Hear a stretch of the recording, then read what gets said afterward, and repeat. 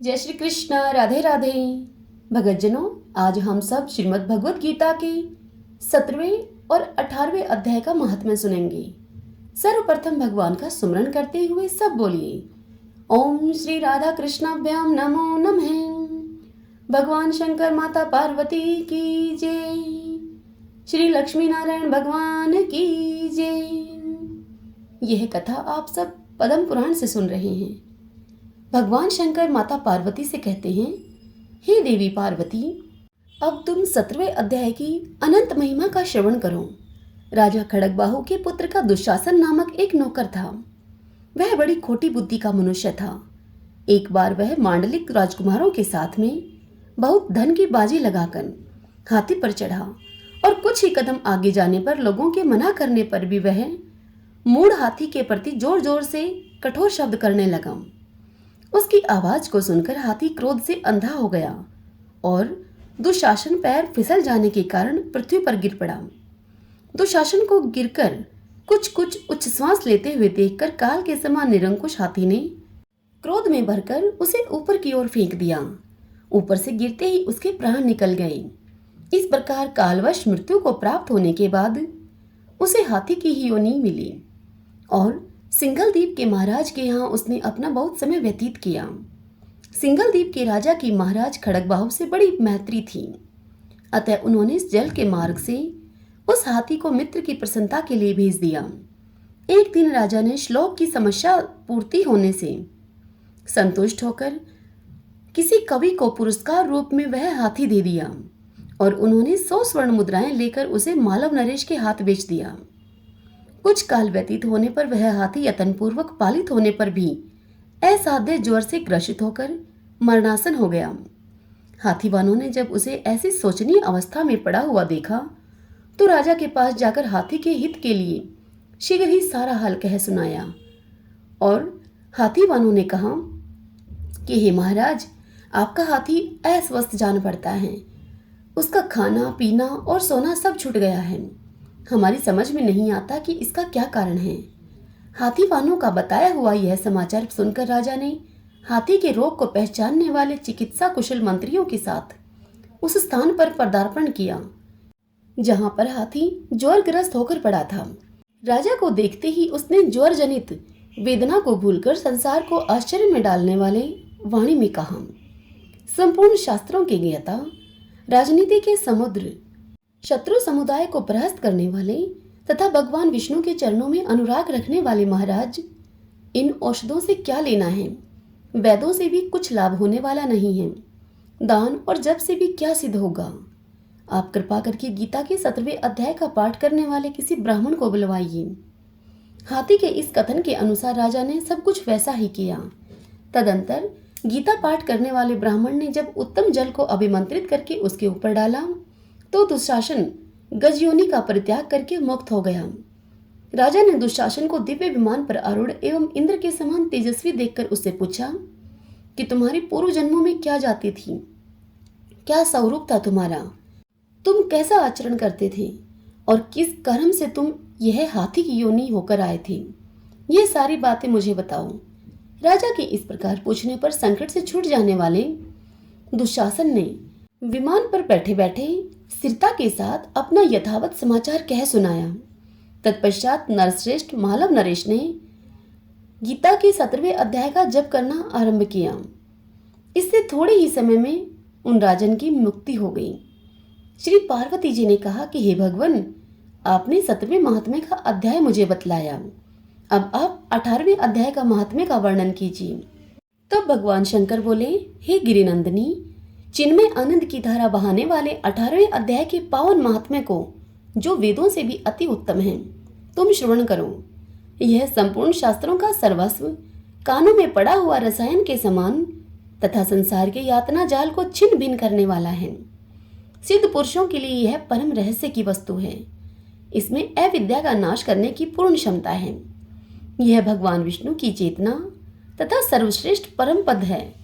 इतना ही नहीं, यह विवेकमयी लता का मूल, काम, क्रोध और मद को नष्ट करने वाला है।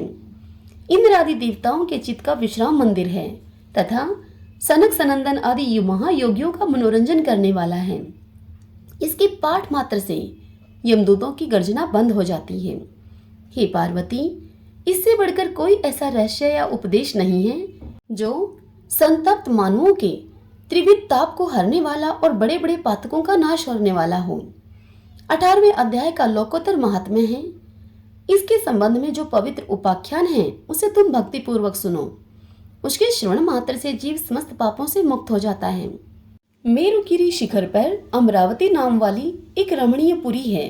उसे पूर्व काल में विश्वकर्मा ने बनाया था। उस पुरी में देवताओं के द्वारा सेवित इंद्र सची के साथ निवास करते थे। एक दिन वे सुखपूर्वक बैठे हुए थे। इतने में ही उन्होंने देखा कि भगवान विष्णु के दूतों से सेवित एक अन्य पुरुष वहां आ रहा है। इंद्र उस नवागत पुरुष के तेज से तिरस्कृत होकर तुरंत ही अपने मणिमय सिंहासन से मंडप में गिर पड़े।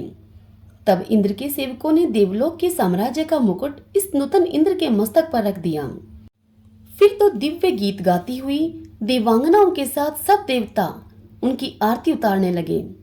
ऋषियों ने वेद मंत्रों का उच्चारण करके उन्हें अनेक आशीर्वाद दिए। रंभा आदि अप्सराएं उनके आगे नृत्य करने लगी। गंधर्वों का ललित स्वर में मंगलमय गान होने लगा। इस प्रकार इस नवीन इंद्र को 100 यज्ञों का अनुष्ठान किए बिना ही नाना प्रकार के उत्सवों से सेवित देखकर पुराने इंद्र को बड़ा विस्मय हुआ। वे सोचने लगे कि इसने तो मार्ग में न कभी पौंसले बनवाए हैं, न कभी पोखरे खुदवाए हैं और न ही पथिकों को विश्राम देने वाले बड़े बड़े वृक्ष ही लगवाए हैं। अकाल पड़ने पर आनंद दान के द्वारा इसने प्राणियों का सत्कार भी नहीं किया है। इसके द्वारा तीर्थ में सत्र और गांव में यज्ञ का अनुष्ठान भी नहीं हुआ है। फिर इसने यहाँ भाग्य की दी हुई ये सारी वस्तुएं कैसे प्राप्त की हैं? इस चिंता से व्याकुल होकर इंद्र भगवान विष्णु से पूछने के लिए वेगपूर्वक क्षीर सागर के तट पर गए और वहां अकस्मात अपने साम्राज्य से भ्रष्ट होने का दुख निवेदन करते हुए उनसे बोले, हे लक्ष्मीकांत, मैंने पूर्व काल में आपकी प्रसन्नता के लिए 100 यज्ञों का अनुष्ठान किया था। उसी के पुण्य से मुझे इंद्र पद की प्राप्ति हुई थी, किंतु इस समय स्वर्ग में कोई दूसरा ही इंद्र अधिकार जमाए हुए बैठा है। उसने तो न कभी धर्म का अनुष्ठान किया है न यज्ञों का, फिर उसने मेरे दिव्य सिंहासन पर कैसे अधिकार जमाया है? इंद्र की सारी बात सुनकर श्री भगवान बोले, हे इंद्र, वह गीता के 18वें अध्याय में से 5 श्लोकों का प्रतिदिन जप करता है। उसी के पुण्य से उसने तुम्हारे उत्तम साम्राज्य को प्राप्त कर लिया है। गीता के 18वें अध्याय का पाठ सब पुण्यों का शिरोमणि है। उसी का आश्रय लेकर तुम भी अपने पद पर स्थिर हो सकते हो। भगवान विष्णु के ये वचन सुनकर और उस उत्तम उपाय को जानकर इंद्र ब्राह्मण का वेश बनाए हुए गोदावरी के तट पर गए। वहां उन्होंने कालिका ग्राम नामक उत्तम और पवित्र नगर को देखा, जहां काल का भी मर्दन करने वाले भगवान कालेश्वर विराजमान हैं। वहीं गोदावरी तट पर एक परम धर्मात्मा ब्राह्मण बैठे हुए थे, जो बड़े ही दयालु और वेदों के पारंगत विद्वान थे। वे अपने मन को वश में करके प्रतिदिन गीता के 18वें अध्याय का जप किया करते थे। उनको देखकर इंद्र ने बड़ी प्रसन्नता के साथ उनके दोनों चरणों में मस्तक झुकाया और उनसे 18वें अध्याय को पढ़ा। फिर उसी के पुण्य से उन्होंने श्री विष्णु का सायुज्य प्राप्त कर लिया। इंद्र आदि देवताओं का पद बहुत ही छोटा है। यह जानकर वे परम हर्ष के साथ उत्तम वैकुंठ लोक को गए। अतः यह अध्याय मुनियों के लिए श्रेष्ठ परम तत्व है। हे पार्वती, 18वें अध्याय के इस दिव्य महात्म्य का वर्णन समाप्त हुआ। इसके श्रवण मात्र से मनुष्य सब पापों से छुटकारा पा जाता है। इस प्रकार संपूर्ण गीता का पाप नाशक महात्म्य तुम्हें बतलाया गया। हे महाभागे, जो पुरुष श्रद्धा युक्त होकर इसका श्रवण करता है वह समस्त यज्ञों का फल पाकर अंत में श्री विष्णु का सायुज्य प्राप्त कर लेता है। हरि ओम तत्सत। ओम श्री परमात्मने नमः। श्री राधा कृष्णाभ्याम नमो नमः।